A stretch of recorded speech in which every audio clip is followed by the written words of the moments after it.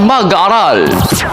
Radyo High School AM, kasapi ng PSNAFC, ang Philippine School Newscast and Stations Coalition.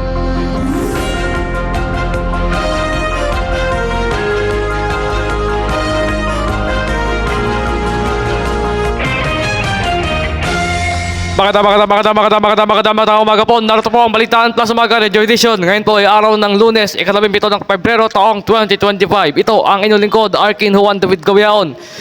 Mapapakinggan din sa Radyo High School FM at DCNC Radyo Patnubay Internet.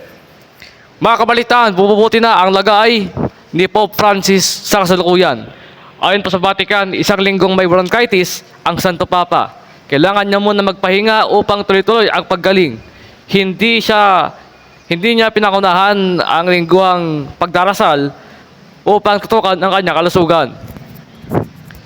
Yan po muna ang kabuuan ng Balitaan Plus Umaga Radio Edition sa Baybayan. Ang Balitaan Plus Umaga sa High School Channel 4. Ito po ang inyong lingkod, Arkin Juan David Gawiaon, nagulat para sa Balitaan Plus. Maraming salamat po at mabuhay ang Pilipinas.